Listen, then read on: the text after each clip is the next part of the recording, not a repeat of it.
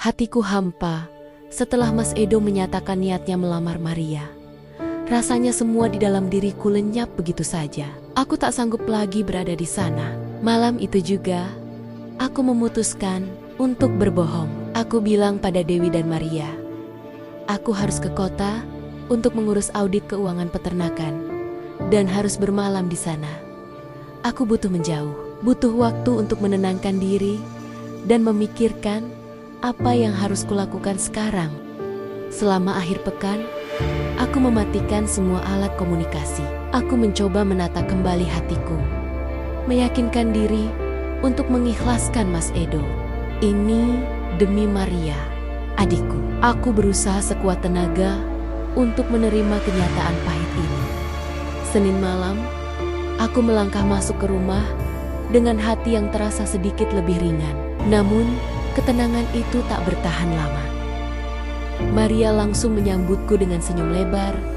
Tangannya terangkat, memamerkan sesuatu di jari manisnya. Sebuah cincin berlian. Dadaku kembali terasa sesak dan sakit. Maria terus merocos, tak henti-hentinya menceritakan betapa bahagianya dia menerima lamaran Mas Edo. Dia bahkan sudah merencanakan pesta pernikahan mereka dengan detail yang membuatku semakin sesak. Nanti pestanya begini, Kak. Konsepnya begini, seperti yang pernah kita bahas. Ia berucap riang, tanpa tahu bahwa setiap kata itu adalah sayatan baru bagiku. Lalu, dia beranjak ke kamarnya dan kembali dengan sebuah kotak. Maria mengeluarkan selembar kain, tapi bukan kain biasa. Itu adalah kebaya tua milik ibu. Kebaya ibu yang selama ini kusimpan baik-baik, yang kurencanakan akan kupakai saat aku menikah kelak. Kebaya itu kini sudah terpotong-potong, hanya menyisakan beberapa bagian yang Maria sebut sebagai potongan percabrukan. Darahku mendidih. Lagi-lagi hal-hal yang kuimpikan, yang kusiapkan untuk diriku, direbut dan dirusak oleh Maria. Aku memandangnya tak percaya. Aku menghardiknya dan berteriak, "Maria, kenapa kebaya ibu kau cincang seperti ini? Kau tahu kan, aku sudah meminta kebaya ini untuk kupakai nanti saat aku menikah." Adikku hanya tersenyum tipis. Senyum yang kali ini terasa sangat menusuk. "Kan kamu juga belum tahu kapan menikah, Kak," katanya santai, seolah menyindir dan menyalahkanku karena masih single dan tidak kunjung menikah. Kata-kata itu, senyum itu, hatiku yang baru saja ku coba tenangkan, kini hancur berkeping-keping. Aku sudah di ambang batas. Aku tak bisa lagi menahan diri di sana. Aku berbalik dan pergi dalam diam, meninggalkan Maria yang masih senhom-senyum sendiri memandang buklet pernikahan. Yang Maria tidak tahu, aku pergi ke rumah Mas Edo malam itu. Saat itu, aku sudah tak peduli lagi. Aku harus mengatakan ini padanya. Mas Edo terkejut melihatku di depan pintu rumahnya. Wajahnya menunjukkan kebingungan. "Elina, ada apa?" tanyanya. Aku menatapnya lurus. Air mata mulai menggenang. Aku menarik napas dalam-dalam, mengumpulkan setiap keberanian yang tersisa. "Mas Edo, ada hal yang harus Mas tahu tentang Maria," ujarku. Suaraku bergetar, tapi aku teruskan. Aku menceritakan semuanya tentang Maria dan Andi. Bagaimana Maria memainkan hati mereka berdua. Tentang aku mengikutinya dan melihat dia memeluk Andi dengan begitu hangat. Aku menceritakan bagaimana Maria membajak semua impianku. Bahkan kebaya ibu yang sudah kusiapkan untuk pernikahanku. Aku menumpahkan semua kebohongan Maria, berharap Mas Edo akan melihat siapa sebenarnya Maria. Kemudian, dengan air mata yang kini mengalir deras dan suaraku bergetar hebat, aku memberanikan diri mengatakan hal yang selama ini kupendam. "Mas Edo, aku mencintaimu. Sejak dulu, selalu mencintaimu. Aku sudah mencoba ikhlas, mencoba mundur demi Maria.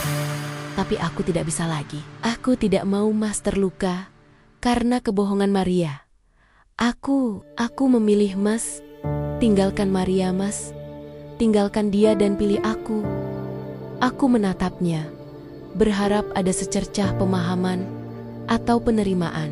Wajah Mas Edo memberikan berbagai macam ekspresi, dari kebingungan menjadi terkejut, lalu kemarahan yang mendalam. Dia menatapku. Matanya menyiratkan begitu banyak emosi. Aku melihat kekecewaan, kemarahan, dan bahkan, ya, ada sedikit rasa jijik di sana. Elina, suaranya terdengar berat, tercekat. Ini terlalu banyak. Suara Mas Edo juga bergetar.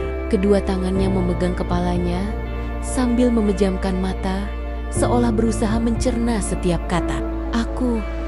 Aku tidak tahu harus berkata apa. Maria dan Andi, tanya Mas Edo keheranan sambil menggeleng-gelengkan kepala. Kenapa kamu baru memberitahu aku semua ini sekarang? Kenapa baru setelah aku melamar Maria? Dia membuka matanya, menatapku dengan tatapan yang menusuk. Mas Edo beranjak duduk di sofa ruang tamu dan terdiam. Keheningan ini terasa seperti pisau yang menyayat. Tiba-tiba dia mendongak dan menatapku yang berdiri kaku depan pintu. Dia berkata dengan nada pelan namun menusuk. Kamu sama saja Elina. Kamu menyembunyikan ini semua dariku. Kamu membiarkan aku dibodohi selama ini. Kamu bilang kamu mencintaiku, tapi kamu berbohong dan berpura-pura seolah tidak ada apa-apa. Aku tidak tahu mana yang lebih menyakitkan, kebohongan Maria atau fakta bahwa kamu yang kukira berbeda ternyata juga menyimpan rahasia dan membiarkan ini semua terjadi. Sahut Mas Edo dingin. Mas Edo menangis karena emosinya tak bisa terbendung lagi. Dia membuang muka, tidak mau menatapku. Aku tidak bisa mencerna ini semua sekarang. Aku butuh waktu. Tolong tinggalkan aku sendiri, kata Mas Edo pelan. Lalu dia berdiri dan masuk ke kamarnya, meninggalkanku sendiri di depan pintu rumahnya. Melihat dia yang bahkan tidak mau menatapku, membuat aku merasa jatuh ke lubang terdalam dan merasa sangat kecil. Aku menangis hebat di depan pintu rumahnya, menatap ruang tamu kosong, mempertanyakan kembali semuanya. Setelah malam itu, aku selalu menghabiskan waktu di peternakan, bekerja sampai larut malam, menghindari rumah, menghindari Maria. Aku tidak tahu apa yang terjadi antara Mas Edo dan Maria. Aku hanya berharap semoga Mas Edo tidak terlalu terluka. Aku tidak tahu bahwa perang yang sebenarnya baru dimulai. Selang 2 hari setelah kejadian itu, saat aku sedang menghitung pakan ayam di kantor peternakan kami yang sederhana, tiba-tiba terdengar suara histeris dari luar. Pintu kantor dibuka kasar. Itu Maria. Dengan mata sembab, rambut acak-acakan, dan wajah yang sangat kacau, dia berteriak memanggil namaku. Kak Elina, Kak Elina. Dia menyerbu masuk. Air matanya berlinang deras. Maria berteriak putus asa. Kak, Mas Edo pergi. Dia pergi, Kak. Dia hanya meninggalkan surat tanpa penjelasan apapun. Aku diputuskan, Kak. Saat persiapan pernikahan sedang berlangsung. Apa salahku, Kak? Apa salahku? Maria menangis merongrong di depanku, seperti orang yang paling menderita di dunia. Dia menangis seolah dialah satu satania korban. Dia bertingkah seperti tidak tahu apa-apa, seolah-olah dia adalah gadis suci yang tidak pernah melakukan kesalahan.